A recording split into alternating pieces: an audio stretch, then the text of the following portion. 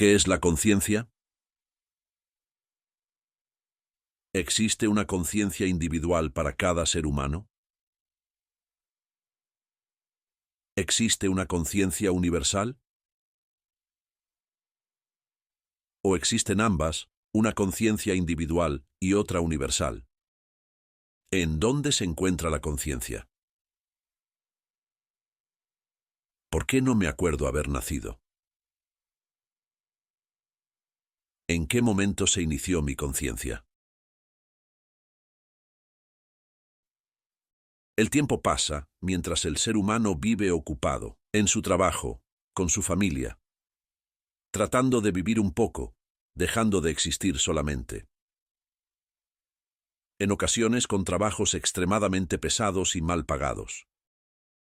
Aburrido, estresado, afligido, a veces traumado y confundido, con muy poca tolerancia y con muy poca reflexión, pasa su vida sin saber quién es, qué hace aquí, ignorando la razón de su existencia.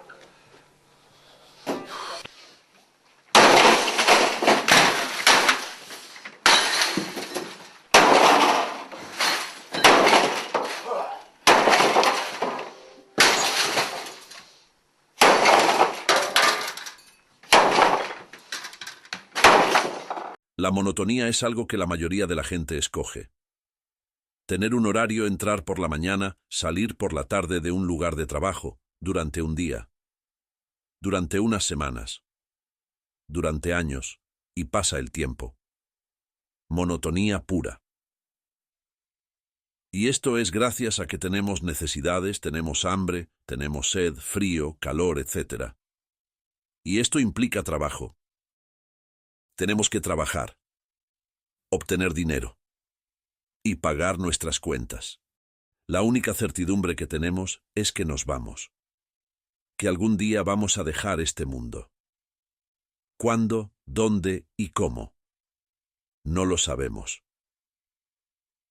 Lo único que sabemos es que nos vamos, que estamos aquí de paso.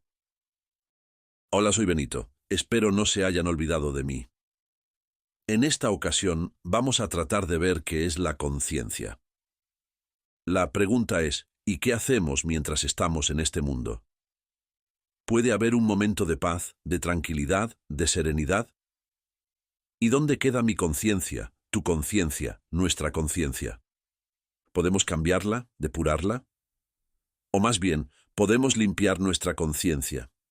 Empecemos por escuchar la opinión de un experto. Su nombre es Richard Dawkins. What do you think happens when you die? As Bertrand Russell said, I believe that when I die, I shall rot and nothing of my ego shall remain. That's it. Yes. The end. Nothing. There's nothing else. How could it be otherwise? I mean, you have a brain, an evolved brain, which works by nerve impulses, and when that decays, what could possibly be left? So you don't believe in, for example, a spirit or a soul? If by spirit or soul you mean something that outlasts the brain, then I do not believe in it, no. Really? Well, how could I? Given the finality of what you think death to be, do you fear it as you get older? I fear the process of dying, but when you're dead, you don't know anything. It's just like before you were born. I think it was Mark Twain said, I was dead for billions of years before I was born and never suffered the smallest inconvenience. But when you have loved ones who've died, for example... That's tragic. Yeah, but as somebody who believes literally in the finality, the rotting of a body and that's it, it must be worse than for somebody like me, where I genuinely believe there's something better to come. It's worse, so what? A Dawkins se le olvidó tomar en cuenta que de la nada no puede surgir vida, y mucho menos la conciencia. Que de la nada surja la conciencia es como esperar que después de un huracán, al pasar por un basurero, se forme un avión Boeing 727 de la misma basura. Imposible. Y si no venimos de la nada, al morir no podemos regresar a la nada. Debe de haber algo después de la muerte. ¿Qué hay? Lo ignoro, así mismo como la ciencia ignora qué es la conciencia. Pero alguien que tiene una respuesta magistral para aquellos que nos preguntamos qué hay después de la muerte es el actor de Matrix. Veamos qué opina al respecto. What do you think happens when we die, Keanu Reeves? I know that the ones who love us will miss us.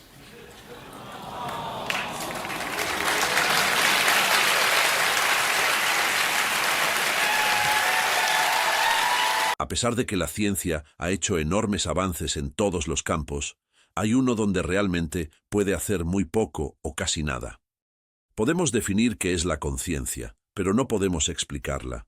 La ciencia no puede saber qué es la conciencia ni cómo se origina.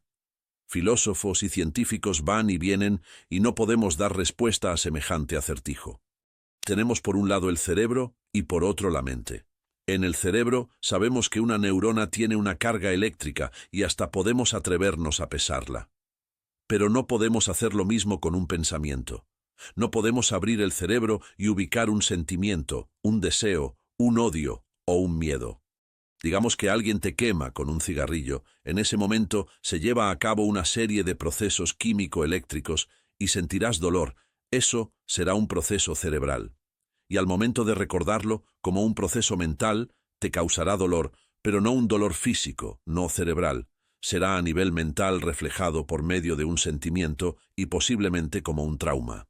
Detengámonos por un momento, pero solo por un momento, y echémosle un ojo al conocimiento antiguo, la sabiduría ancestral.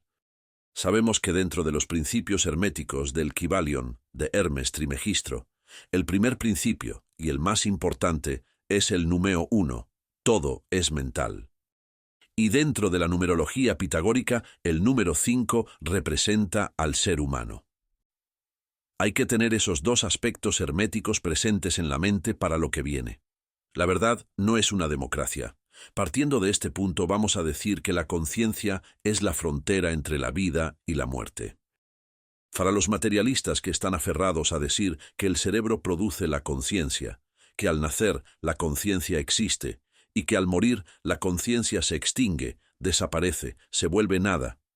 Para ellos veamos lo que dice Elon Musk, aunque Elon no es propiamente un científico, pero vamos a empezar por ahí. Where did consciousness arise?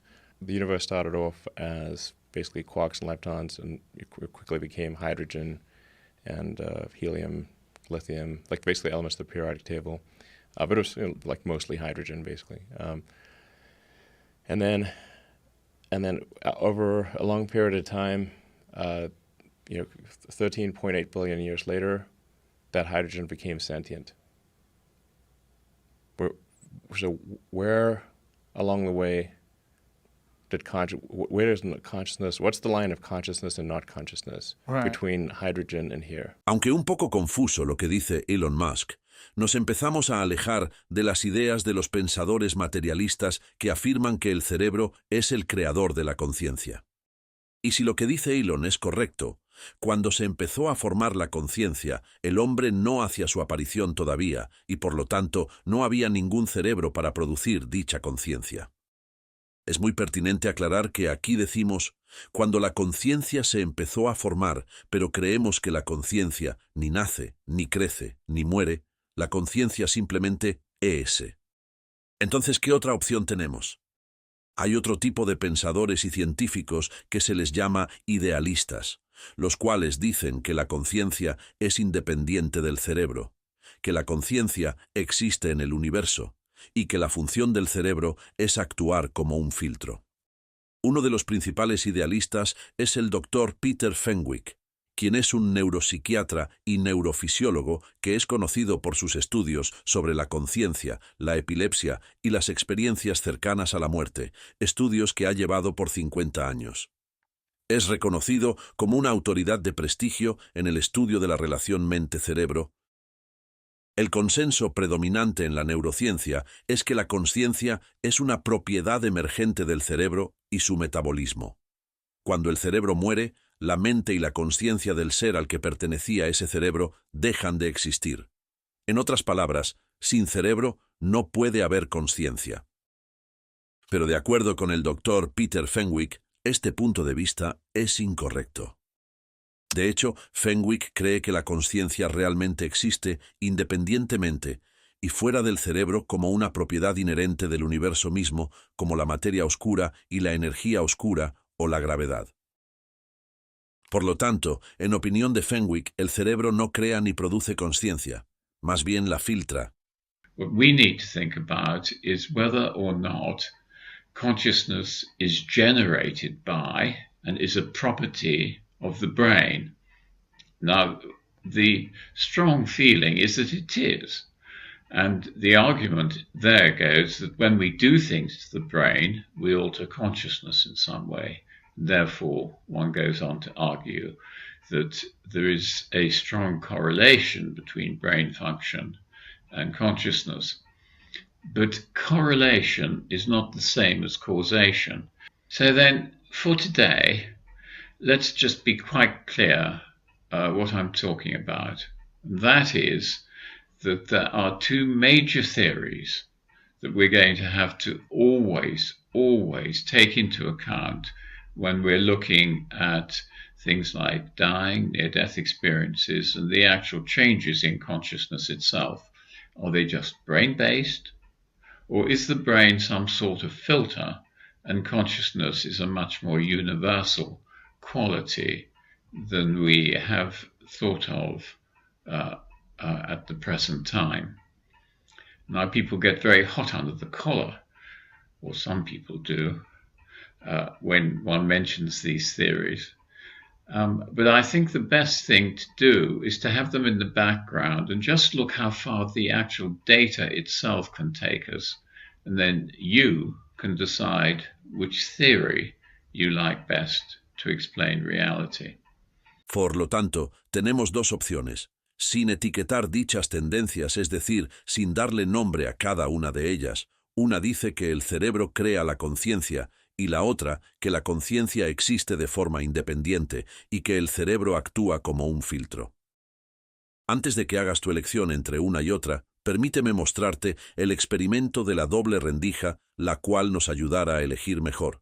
Y pongamos mucha atención donde se dice que el electrón actúa como si tuviera conciencia. Mucho ojo en ese aspecto. Y aquí tenemos al padre de todos los misterios cuánticos, el experimento de la doble ranura, que tiene muy mala fama. Para entender este experimento, primero tenemos que ver cómo actúan las partículas o las bolitas de masa. Si disparamos al azar un objeto pequeño, canicas por ejemplo, hacia la pantalla, vemos reflejado un patrón en la pared de detrás en la que han rebotado tras pasar por la ranura. Y ahora, si añadimos una segunda ranura, lo lógico es esperar ver una segunda franja en la pared de detrás. Ahora, probemos con ondas. Las ondas alcanzan la ranura, se propagan y llegan a la pared de detrás, donde tienen mayor intensidad justo enfrente de la ranura. La franja de resplandor demuestra precisamente esa mayor intensidad. Es un efecto similar al de la franja que dibujan las canicas. Pero cuando añadimos la segunda ranura, ocurre algo distinto. Si la parte superior de una onda choca con la inferior de otra, se eliminan entre ellas. De esta forma, en la pared obtenemos un patrón de interferencias. Donde chocan las dos partes superiores hay más intensidad, las líneas resplandecientes, y donde se eliminan no hay nada. Así pues, cuando lanzamos algo, es decir, materia, a través de dos ranuras, obtenemos esto, dos franjas de golpes. Pero con ondas, el resultado es un patrón de interferencias con muchas franjas. Muy bien, de momento. Vamos a ponernos cuánticos. Un electrón es un pedacito minúsculo de materia, como una canica diminuta. Lancemos una ráfaga a través de una ranura. Se comportan como las canicas, solo una franja. Si lanzamos estos pedacitos minúsculos a través de dos ranuras, tendrían que dibujarse, como en el caso de las canicas, dos franjas. ¿Qué? Un patrón de interferencias. Hemos lanzado electrones, pedacitos de materia. Pero aparece un patrón como con las ondas, no como con las canicas. ¿Cómo? ¿Cómo pueden trozos de materia generar un patrón de interferencias como una onda? No tiene sentido. Pero los físicos son muy inteligentes y pensaron, quizá las bolitas rebotan unas contra otras y crean ese dibujo. Y decidieron lanzar los electrones de uno en uno. Así no podían afectarse unos a otros. Pero estuvieron así una hora y vieron aparecer el mismo patrón de interferencias. No podemos ignorar la conclusión. Cada electrón sale como partícula. Se convierte en una onda de posibilidades, pasa por las dos ranuras e interfiere consigo mismo hasta que golpea la pared como partícula. Pero matemáticamente es aún más curioso. Pasa por las dos ranuras y por ninguna. Pasa por una y por la otra. Todas estas posibilidades están superpuestas las unas con las otras. El experimento desconcertó muchísimo a los físicos, tanto que decidieron mirar con atención para decidir por qué ranura pasaba en realidad el electrón. Pusieron un dispositivo de medición junto a la pantalla de las dos ranuras para ver por cuál pasaba y lanzaron el electrón. Pero el mundo cuántico es mucho más misterioso de lo que podían haberse imaginado. Cuando miraron, el electrón volvió a comportarse como una canica pequeña. Dibujó un patrón de dos franjas, no un patrón de interferencias. La misma acción de medir u observar por qué ranura pasaba conllevó que solo pasara por una, no por las dos. El electrón decidió actuar de manera distinta, como si fuera consciente de que lo observaban.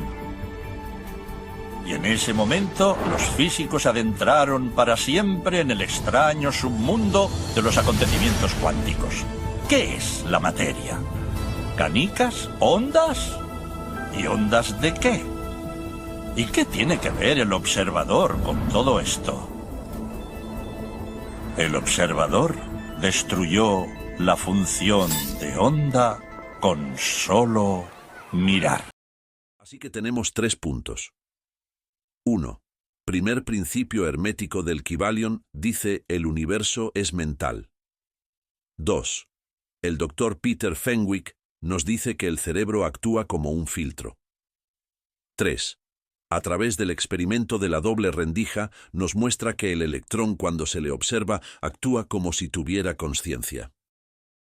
Todo esto apunta a ver que el cerebro, mente y conciencia son 3 cosas diferentes pero relacionadas entre sí. Y lo más importante, independientemente de nuestro cerebro y nuestra mente, hay una conciencia cósmica o una conciencia universal que está por todas partes, la cual está siendo filtrada por nuestro cerebro y mente, dando como resultado nuestra experiencia propia, nuestra experiencia subjetiva y personal. Todos estamos conectados a dicha conciencia universal teniendo experiencias particulares. Pero si esto es cierto, ¿por qué entonces no puedo saber lo que tú estás pensando? ¿O por qué no puedo saber lo que está pasando en la constelación de Orión? Porque estamos teniendo una experiencia particular y estamos participando de un fenómeno llamado disociación. Esto quiere decir que aunque estemos todos conectados a la conciencia universal, somos elementos alternos, o lo que Bernardo Kastrup señala como alters. Bernardo Kastrup es un doctor en filosofía, ingeniería informática e inteligencia artificial holandés. Ha trabajado como científico en los principales laboratorios del mundo. Lidera el renacimiento moderno del idealismo metafísico. Nacido en Río de Janeiro, de ascendencia portuguesa-danesa, y radicado en los Países Bajos, Kastrup es director ejecutivo de la Fundación Essentia. Su trabajo ha estado liderando el renacimiento moderno del idealismo metafísico, la noción de que la realidad es esencialmente mental. Bernardo es el idealista del momento, la punta de flecha, y su libro. ¿Por qué el materialismo es un embuste? Es una obra rompe-mothers. El proceso de disociación se origina en el momento de nacer, y a la hora de morir dicho proceso disociativo termina, y no quiere decir que al morir la conciencia deja de existir. Con la muerte, el alter se reintegra a la conciencia cósmica universal. Ahora, ¿por qué no me acuerdo haber nacido? Al nacer nos toma tiempo aprender a caminar, es decir, no nacemos sabiendo caminar. Al cerebro le pasa lo mismo. Al cerebro le toma tiempo ubicar y localizar la conciencia cósmica universal. Leamos un extracto del libro de Bernardo, esperando no confundirnos más. Si la conciencia es primaria e irreducible, no puede ocurrir que el cerebro la genere. ¿Cómo podemos explicar entonces la observación empírica de que, por lo común, los estados mentales que yo propongo es que la función del cerebro consiste en localizar la consciencia, fijándola en el punto de referencia espacio-temporal que implica el cuerpo físico? De este modo, el cerebro modula la percepción consciente de acuerdo con la perspectiva del cuerpo. Cuando no está sujeta a este mecanismo localizador y modulador, la mente se libera. Implica la consciencia de todo lo que hay en el espacio, el tiempo y tal vez más allá. Por lo tanto, al localizar la mente, el cerebro también filtra la consciencia para descartar todo aquello que no esté correlacionado con la perspectiva del cuerpo. Según la hipótesis del filtro de la interacción mente-cerebro, el cerebro nunca genera una experiencia subjetiva, sino que se limita a seleccionarla de acuerdo con la perspectiva del cuerpo en el espacio-tiempo. Este proceso de selección, semejante al filtrado de la experiencia consciente, funciona como un receptor de radio, seleccionando aquella que uno quiere escuchar, descartando todas las demás, las cuales nunca alcanzan la consciencia del oyente. Y entonces, ¿de qué rayos me sirve todo esto? Con calma y nos amanecemos. ¿Has oído hablar de la paradoja de Teseo? Esta pequeña historia se remonta a la antigua Grecia y se trata de un barco con el que se celebraba que el dios Apolo salvó a Teseo y a sus tripulantes. Y con dicho barco se hacía un recorrido en forma de festejo desde Atenas hasta Delfos, lo que implicaba un desgaste en dicho barco. Las tablas desgastadas y deterioradas del barco tenían que ser reemplazadas, esto con el objetivo de tener dicha embarcación lista para la próxima celebración. Así, cada año algunas tablas eran reemplazadas, las cuales eran almacenadas y no se tiraban. Un día se enfrascaron en una polémica. Discutían acerca de que si el barco era el mismo que había sido salvado por Apolo, a pesar de que gran parte de las tablas habían sido cambiadas. ¿Y qué pasaría si hicieran otro barco con las tablas viejas? ¿Cuál sería el verdadero barco? ¿Cuál sería el barco que salvó a Teseo? ¿El barco reparado para seguir con los festejos o el que se hizo con las piezas originales? Cada uno puede dar su punto de vista, pero vayamos a algo más personal, que es lo que nos importa. Te presento a David Gilmour, por si no lo conocías, guitarrista y miembro original de Pink Floyd.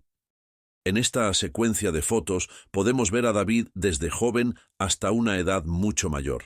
Así como el barco de Teseo, David ha cambiado, de hecho, está comprobado científicamente que el cuerpo humano cada 7 años ha cambiado totalmente. Han muerto células y han surgido nuevas células. Es decir, el cuerpo del viejo David es totalmente diferente del joven David. No hay una sola célula que el viejo David conserve del joven. Solo hay una cosa que ha persistido, que ha derrotado al tiempo, y eso es la consciencia. David estuvo expuesto a la educación, religiones, creencias, y todo lo que fue guardando en su memoria tuvo un movimiento en el tiempo.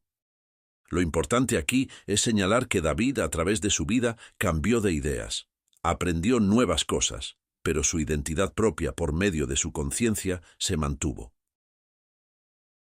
Así como David, cualquier ser humano percibe la realidad a través de sus 5 sentidos, he ahí porque la escuela pitagórica dio al número 5 la denominación de ser humano, precisamente por esos 5 sentidos. El ser humano hace un esfuerzo por entender el mundo que lo rodea, formulando teorías y explicaciones que solo abarcan una parte de esa realidad. La realidad es más compleja de lo que nuestros limitados 5 sentidos pueden percibir. Por ejemplo, en lo visual no alcanzamos a percibir todo el espectro visual por abajo de 380 y por arriba de 750 nanómetros. Y en lo sonoro debajo de 20 y arriba de 2000 hercios ya no podemos escuchar. Imagínate a alguien fuera de estos rangos, su percepción sería mucho mayor y tendría una conciencia mucho más amplia. Y nosotros, para alcanzar ese nivel de percepción, deberíamos desarrollar un don especial basado en pensar y sentir lo desconocido. Veamos en el caso contrario, una persona que no cuente con el sentido de la vista, es decir, ciega de nacimiento, no puede concebir que la rosa que toca y olfatea tiene color. ¿Cómo le explicarías que hay rosas de color rojo y otras amarillas? Pero hay un detalle, aunque nuestros sentidos estén trabajando a la perfección, hay un problema. Nuestros sentidos son extremadamente selectivos y por lo tanto no vemos la realidad. Solo podemos ver lo que se proyecta, lo que proyectamos en la realidad, y esto forma nuestra conciencia. Una conciencia basada en la selección que hacen nuestros sentidos. Entonces cabe preguntar, ¿qué tan real y verdadera es nuestra conciencia en esas circunstancias?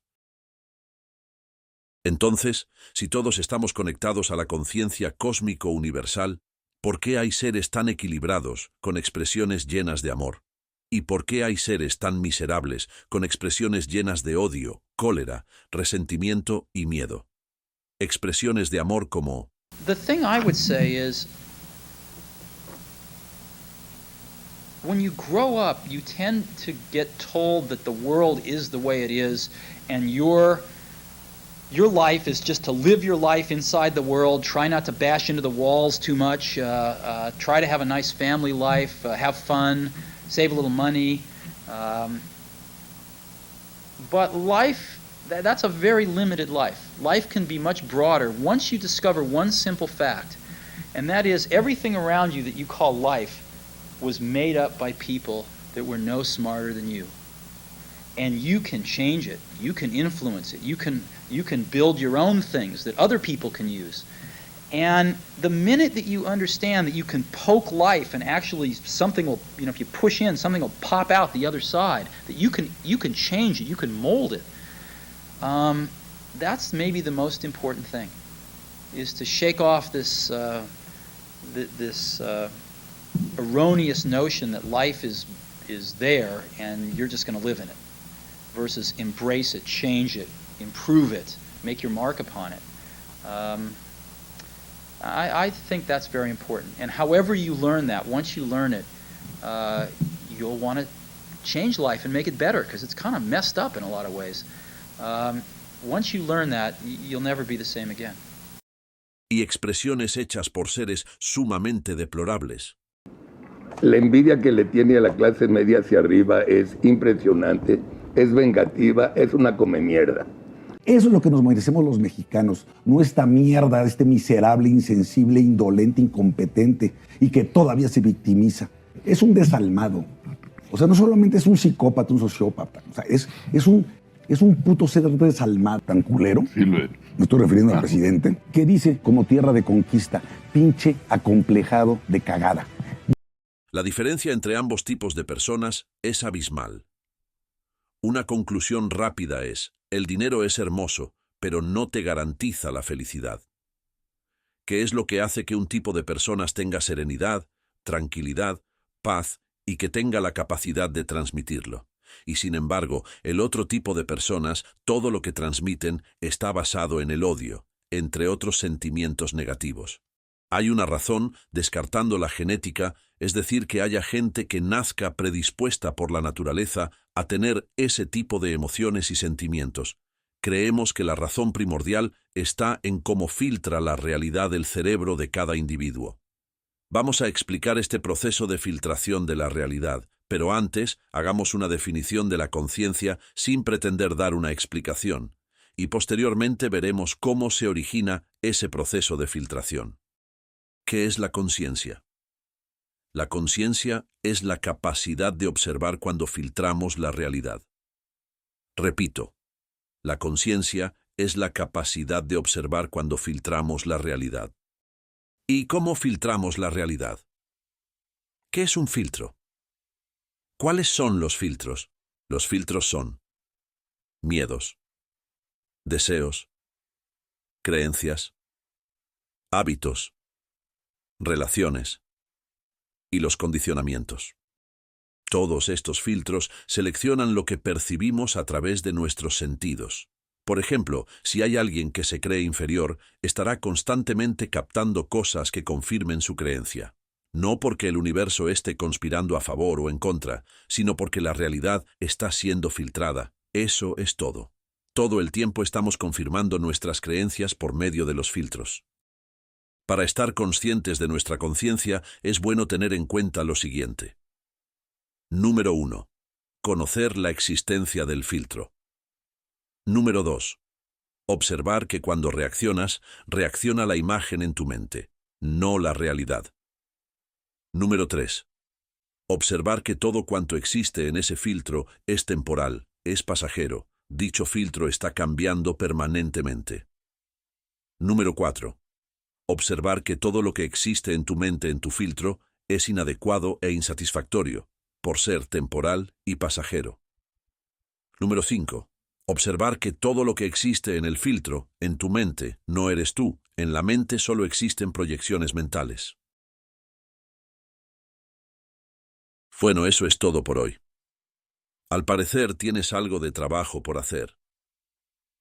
Buena suerte y hasta pronto.